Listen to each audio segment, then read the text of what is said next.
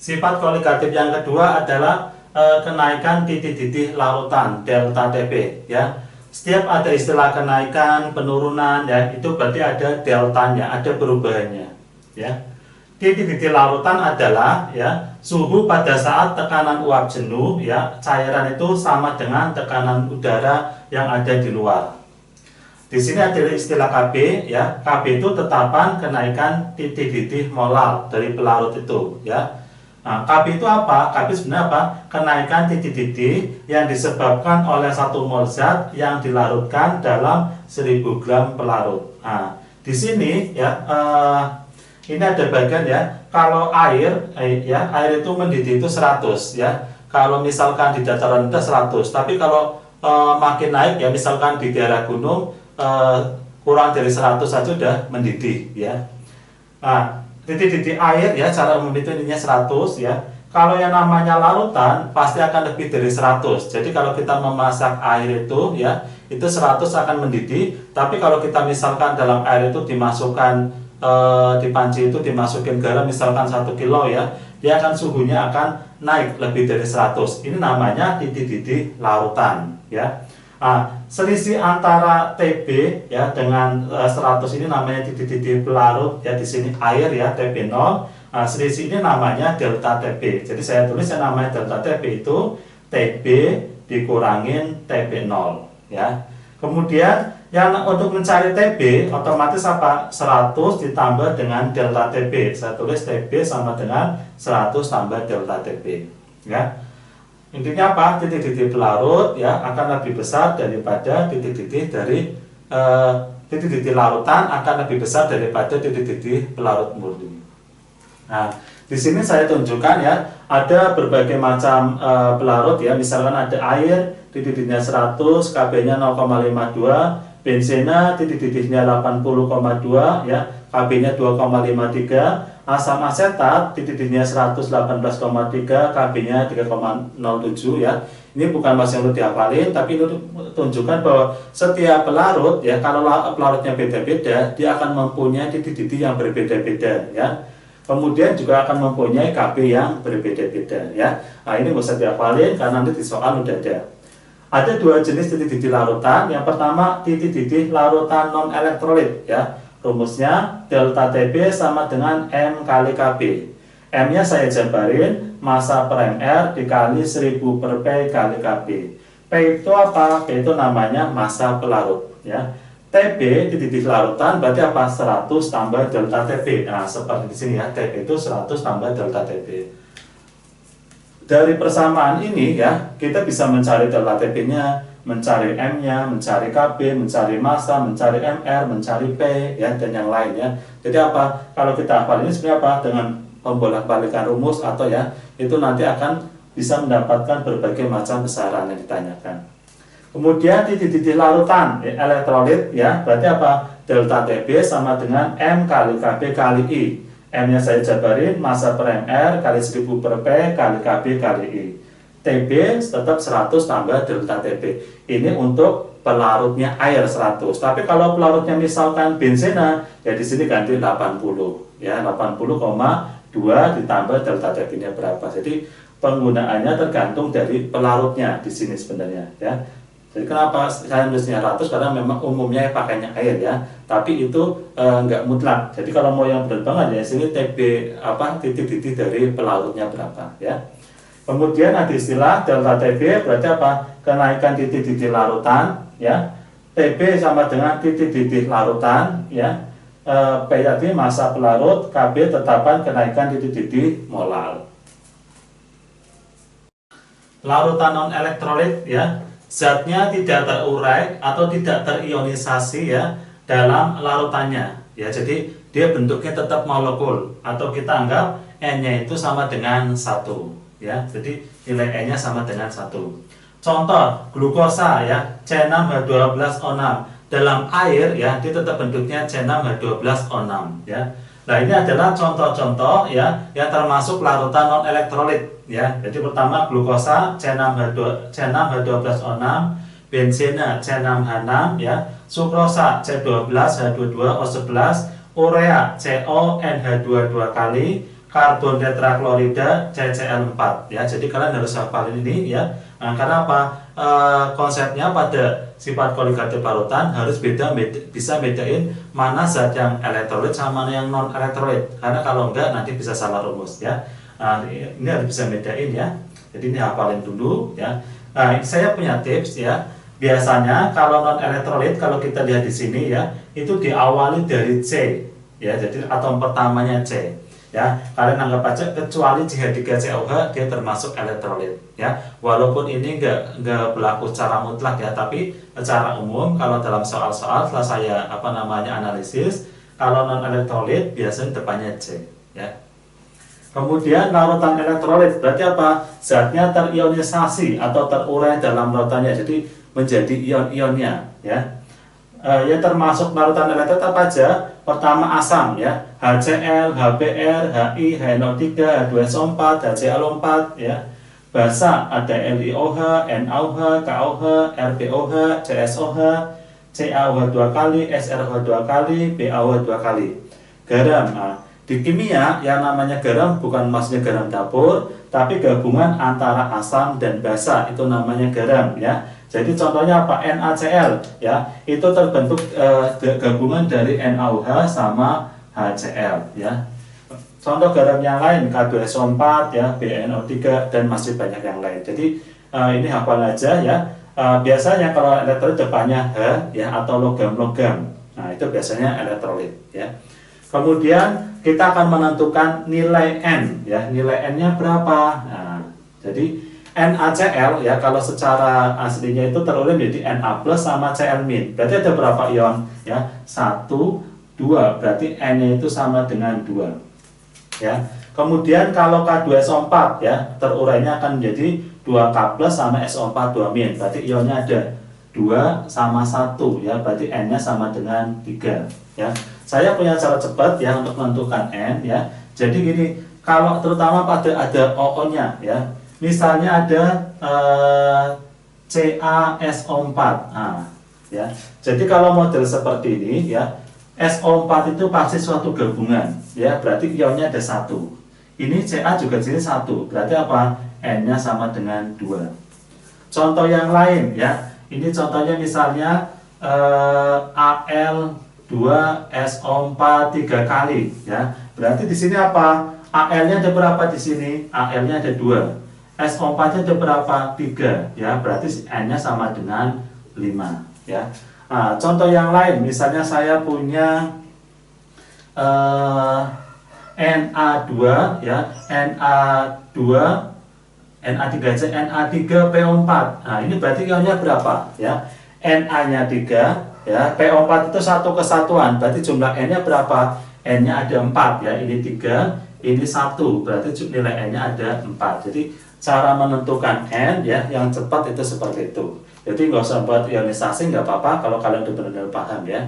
Kemudian catatan, jika alfa tidak diketahui ya, maka nilai alfanya itu sama aja 1. Jadi kalau soal nggak ada ya, dianggap aja alfanya itu 1 ya. Maka apa? Nilai N akan sama dengan I ya. Contoh K3PO4 ya, alfanya itu 1 ya. K3PO4 alfanya itu 1 ya. Misalkan di soal itu ya, nggak diketahui berarti alfanya 1. Berarti apa? I sama dengan 1 plus N-1 kali alfa. Saya masukkan ya, ininya 1 ya, 1 plus 3P4, K-nya ada 3, P4-nya 1, berarti ada 4 ya. Ini 4 dikurangi 1, alfanya berarti 1 kalau nggak diketahui ya. Berarti apa? 1 ya, ini 4 kurangi 1, 3.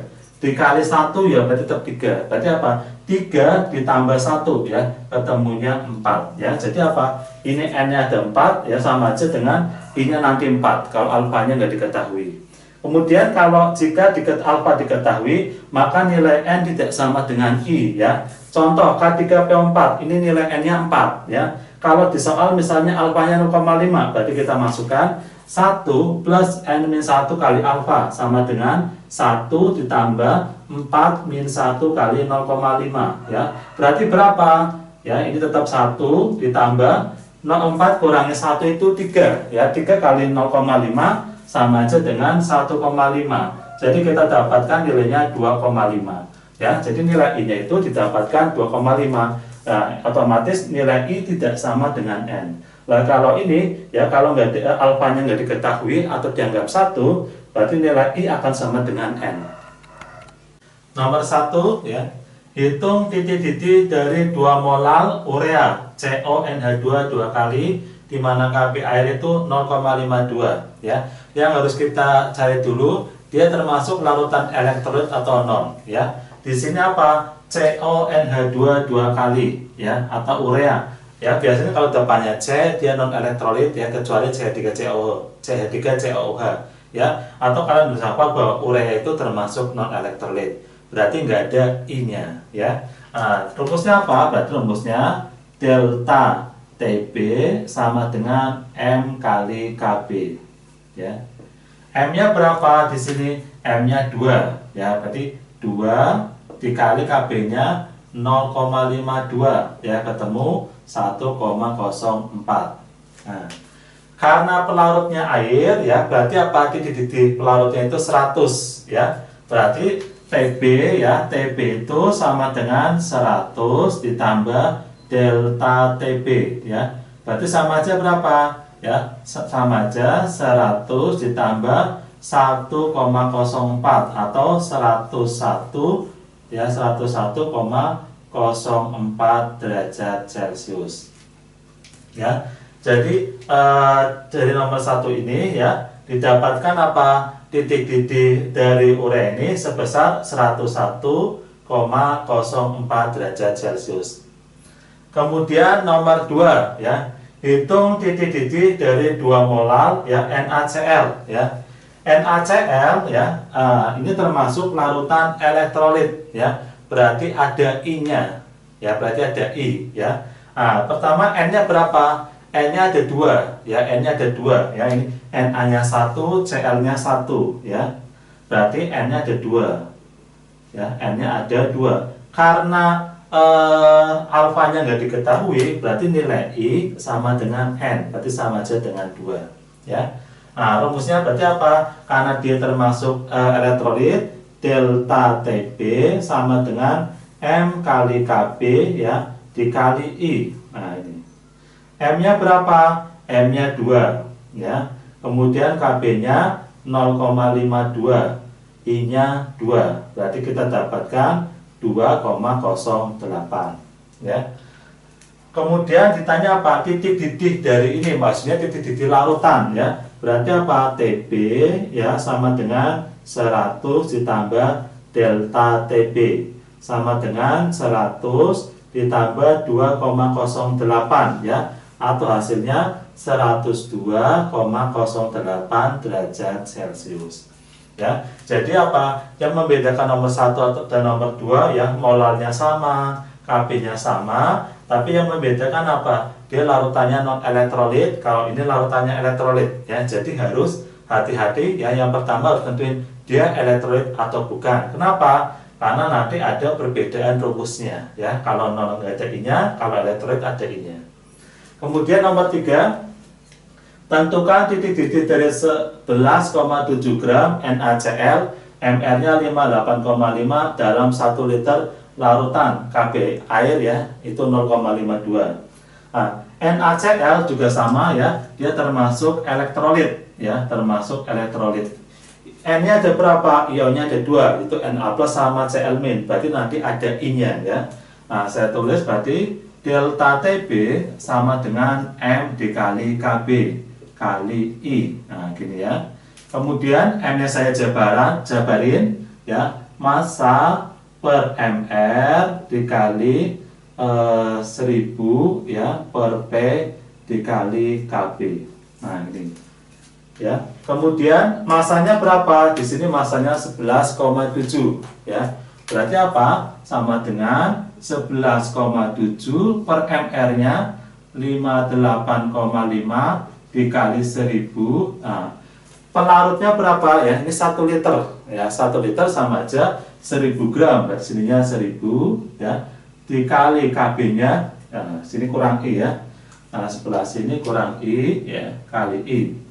Dikali Kb, berarti Kb-nya berapa? Kb-nya 0,52 kali I. I-nya berapa? NaCl, berarti I-nya 2 ya. Aslinya NaCl itu N-nya 2 ya. Tapi karena nggak ada alfanya ya, I itu sama dengan N, I sama dengan N ya, nanti nilainya 2. Nah, di sini saya masukin angka 2 ya. Kemudian ini coret ya.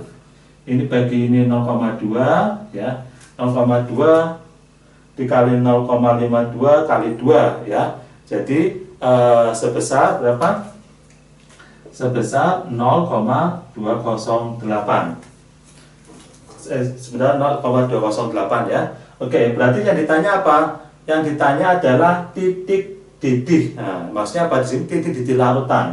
Berarti TB sama dengan 100 tambah delta TB ya, sama dengan 100 ditambah 0,208 atau 100,208 derajat Celcius. Ya, jadi untuk nomor 3 kita dapatkan apa? Titik didih larutan NaCl sebanyak 11,7 gram ini sebesar 100,208 derajat Celcius. Kemudian nomor 4, pada tekanan 1 atm larutan sukrosa ya, rumusnya C12 H22O11 dalam air memiliki titik didih 101 derajat. Jika Kb airnya 0,52 ya, maka konsentrasi larutan tersebut adalah ya. Oke, di sini elektrolit apa non ya? C12 ini ya. Kalau sudah hafal ya, sukrosa itu non elektrolit, atau kalau kita lihat ini depannya C ya, umumnya non elektrolit ya, kecuali C3COH ya. Oke, berarti apa? Berarti kita tulis dulu rumusnya ya. Delta TB ya, delta TB sama dengan M dikali Kb ya, nggak ada I-nya ya. Delta TB-nya berapa? Nah ini. Titik didih larutannya 100 ya, berarti TB-nya itu 101 TB-nya ya. Di awal delta TB itu sama dengan 101 ya dikurangi TB, titik didih larutan ya, atau ininya 101. Nah, titik didih karena ini pakainya air ya, pakainya pelarutnya air, berarti apa? Titik didih pelarutnya itu adalah kurangin ininya 100 ya, sama aja nilainya 1 ya. Jadi titik didih larutan titik didih larutannya sekian 101 ya. Delta TB itu rumusnya 101 ini titik didih larutan dikurangi titik didih pelarut ya. Kalau bukan air itu bukan 100. Karena di sini air berarti sininya 100. 101 kurangi 100 itu 1 ya. Berarti kita dapatkan ya delta TB-nya 1. M-nya yang ditanya ya, konsentrasinya, Kb-nya berapa? 0,52. Nah, berarti nilai M ya sama dengan 1/0,52 ya. Nah, ini sebesar berapa ya? Sebesar 1,92 molar. Ya. Jadi untuk soal nomor 4 kita dapatkan konsentrasinya sebesar 1,92 molar. 5. Untuk menaikkan titik didih 250 ml air menjadi 100,1 derajat ya pada tekanan 1 atm, Kb-nya 0,5, maka jumlah gula ya MR-nya 342 yang harus dilarutkan adalah ya. Oke, kita tentuin dulu di elektrolit apa non ya. Di sini gula ya. Ada kalimat gula. Nah, ini berarti dia non elektrolit ya. Berarti rumusnya apa ya? Rumusnya delta TB sama dengan M dikali Kb. Nah, ini rumus dasarnya ya. Kemudian delta TB-nya berapa? Nah, ini ya. Titik didihnya 100,1 ya. Berarti delta TB-nya ya, delta TB-nya 100,1 dikurangi 100 ya. Intinya langsung kurang 100. Kenapa? Karena pelarutnya di sini air ya. Ini ada Kb-nya 0,50 ya, maksudnya di sini air. Nah, ini air ya. Jadi apa? Sama aja delta TB-nya 0,1. Ya, saya masukkan sini. Berarti apa? Delta TB-nya 0,1 ya. M ya. M-nya kita bisa jabarin ya. Massa ya per mr dikali 1000 ya per P dikali Kb. Nah, biar bagus ini masih delta TB dulu aja ya. Ini delta TB masih. Kemudian kita masukin delta TB-nya 0,1, masanya yang dicari ya. Masanya yang dicari, massa MR-nya berapa? MR-nya 342 ya. 342 dikali 1000 ya per P. P-nya di sini berapa? Pelarutnya 250 ya. 250 dikali KB-nya 0,5. Nah, kita dapatkan gimana? Berarti untuk mencari massa ini modelnya kali silang ya. 250 kali 342 kali ini. Saya tulis di sini. Berarti untuk mencari massa ya sama dengan 0,1 dikali 342 dikali 250 ya dibagi yang ini ya, dibagi 1000 ya dikali 0,5. Oke ya, jadi modelnya kayak gini ya. Kemudian terserah kalian mau model coret-coret atau modelan bebas ya. Berarti kalau misalkan ini ya, ini coret ya, ini coret, berarti ini angka 4 ya, 250 sama 1004 ya.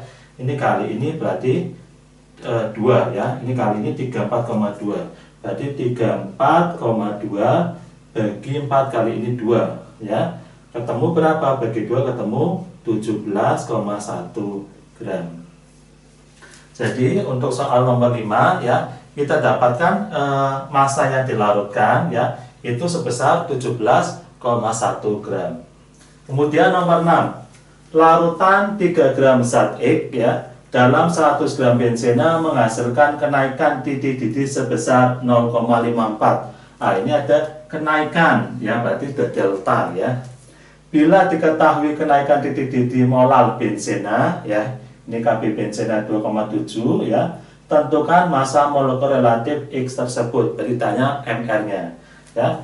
Ini termasuk zat X kita nggak tahu berarti dia apa, termasuk non elektrolit ya.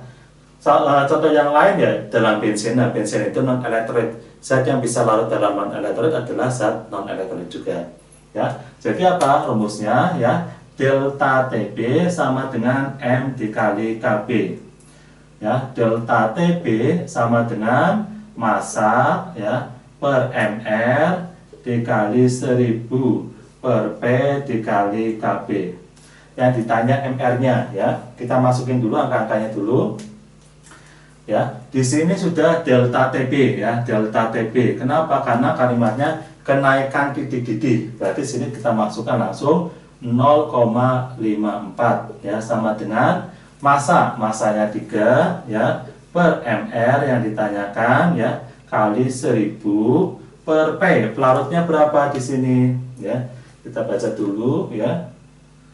Larutan 3 gram zat X 100 gram. Nah, ini ya. Jadi pelarutnya itu 100 ya dikali KB. Di sini KB-nya adalah ini kenaikan titik didih molal. Nah, ini namanya KB ya, kenaikan titik didih molal. Berarti KB-nya sini 2,7 ya. Kemudian mencari MR gimana? MR-nya ke sini ya. Berarti MR sama dengan 3 dikali 1000 dikali 2,7 ya dibagi ya 0,54 ya dikali 100. Nah, berarti gini ya. Kalau mau coret-coret ya boleh ini coret-coret gitu ya. Jadi nanti tinggal 30 ya dikali 2,7 dibagi 0,54 ya. Nanti dijaga aja 54 kali 10 pangkat min 2 naik ya. Jadi nanti kalau kalian hitung secara total ya akan didapatkan sebesar 150 gram ya, 150 gram. Nah ya, jadi apa? Massa yang harus massa molekul relatifnya yaitu sebesar 150, nggak ada satuannya ya. Oke, jadi massa molekul relatifnya sebesar 150. Nomor 7, konstanta kenaikan titik didih untuk benzena adalah 2,53 derajat Celcius per molal ya. Jika titik didih benzena murni adalah 80 derajat Celcius, berapa titik didih larutan 5 gram naftalena ya C10H8 dalam 100 gram benzena ya. Ditanya apa? Titik didih ya. Nah, berarti apa rumusnya ya? Yang pertama, di sini benzena ya, konstanta benzena oke. Nah ini naftalena ya, H8 ya. Berarti dia termasuk apa? Depan-depannya C, umumnya itu nanti non elektrolit ya, berarti nggak ada I-nya. Berarti apa rumusnya? Delta TB ya sama dengan M dikali KB. Nah kemudian saya jabarin massa ya, massa per mR dikali 1000 per P dikali KB. Nah, kemudian masanya berapa? Nah, di sini masanya 5 gram. Nah, berarti 5 per mR. Nah, ini C10H8 ya. C10 berarti 10 dikali 12 berarti 120 ditambah H1 kali 8 8 ya, berarti 128 per 128 dikali 1000 ya per P. Pelarutnya di sini ada berapa? Oke, kita baca dulu. Ada 100 gram benzena ya, berarti per 100 ya dikali KB-nya 2,53 ya. Kalau bisa coret-coret ininya ya. Nah, ini berarti sama aja gini, 5 dikali 2,53 per 128 ya. Coba kalian hitung dulu ya. Nanti akan ketemu sebesar 0,988. Pertanyaannya adalah titik didih larutan, berarti TB ya. TB sama dengan ya, aslinya kenapa titik didih pelarut murni per delta TB ya. Kalau yang awal-awal saya pakai 100 karena pelarutnya air. Nah, di sini kebetulan ya pelarutnya adalah benzena ya, pelarutnya adalah benzena. Benzena bukan air ya. Nah, benzena itu otomatis punya titik didih titik didihnya ya. Di sini sebutin titik didih benzena adalah 80 derajat. Berarti saya tulis sini 80 ditambah 0,988 atau ketemu ya 80,988 derajat Celcius ya. Jadi untuk nomor 7 kita dapatkan titik didih larutannya ya sebesar 80,988 derajat Celcius. Kemudian nomor 8, sebanyak 1,8 gram suatu basa bervalensi 2 ya. Jadi yang namanya valensi itu maksudnya apa? Di sini kan MOH 2 kali. Valensi itu sama aja ininya sini M2+. Ini namanya bervalensi 2. Jadi muatannya 12 ya. Dilarutkan ya dalam 100 ml air. Larutan ini mendidih pada 100,2 derajat Celcius. Jika basa itu mengion 80%, hitung massa atom relatif logam pembentuk basa tersebut. Ditanya adalah AR dari M ya. Otomatis ya ini pakainya apa? Ada OH ya, termasuk elektrolit. Berarti kita rumusnya ya delta TB sama dengan M dikali KB dikali I ya. Kemudian kita jabarin ya massa massa per mR ya kali 1000 per P dikali KB dikali I. Nah, jadi nanti rumusnya gitu ya. Oke, di sini ya titik didihnya mendidih pada 100,2 derajat. Berarti delta TB-nya berapa? Karena ini pakai air, berarti kurangin aja langsung 100 ya. Jadi modelnya 100,2 dikurangi 100 ya, 0,2. Nah, ini delta TB ya. Jadi delta TB-nya saya masukkan di sini ya, 0,2 sama dengan ya, masanya 1,8 per ml yang dicari ya. Jadi untuk mencari AR-nya dari M kita pakai MR dulu ya, dikali 1000 ya per P, pelarutnya dalam berapa di sini. Oke, sebanyak 1,8 ini dilarutkan dalam ini 100 ml per 100 dikali KB-nya ya. Di sini KB-nya adalah 0,52 ya dikali I. Nah, berarti kita harus mencari I dulu ya. Oke, mencari I dulu. Gimana rumusnya ya? I itu ya sama dengan 1 plus N-1 kali alfa. Ya, sama aja 1 ditambah MOH 2 kali. Berarti ionnya berapa? Ionnya 3. OH-nya ada 2, M-nya 1. Ya, berarti 3. Ya, 3 dikurangi 1 kali alfa 80%, ya, sama aja 0,8. Sama dengan 1, ya, ditambah ini kurangin ini 2, ya, 2 dikali 0,8, ya, 1 ditambah 1,6 atau ketemu 2,6. Ya, jadi kita masukkan nilai I di sini adalah 2,6. Nah, kemudian mencari MR gimana? Ya, berarti ini ke sini aja.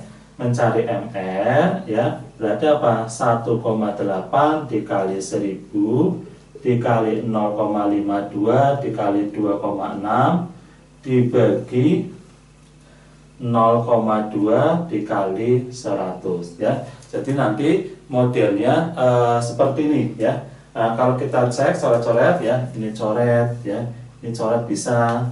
Kemudian ya apa namanya, yang intinya bisa kalian coret-coret bisa, ya. Nah, ini akan didapatkan MR-nya sebesar 121,68, ya. 121 ya, 0,68. Ini MR untuk apa namanya semuanya, ya. MR untuk dari MOH 2 kali. Pertanyaannya di sini adalah massa atom relatif logam, berarti AR-nya logam, ya. Berarti mencari AR logam gimana, ya? AR logam, ya. AR logam, ya. Berarti gimana? Nah, di sini kan MOH 2 kali, ya. Jadi modelnya ini AR logam ditambah, ya, ini berapa? O itu 1, ya. OH itu berarti OH 2 kali di sini. Berarti O itu 16, H itu 1 dikali 2, ini 17, ya. 17 dikali 2 berarti 34, ya. Nah, di sini tambah 34 sama dengan 121, ya. 121,68 dikurangin 34. Nah, satu ini dulu, ya. 121,68, ya. Kemudian AR, berarti AR-nya gimana, ya? AR-nya sama dengan 121,68 dikurangi 34, ya. Jadi nanti ketemunya berapa, ya? Akan ditemukan nanti pakai kalkulator sebesar 87, ya, 87,68, ya. Jadi AR-nya itu sebesar untuk logam M sebesar 87,68.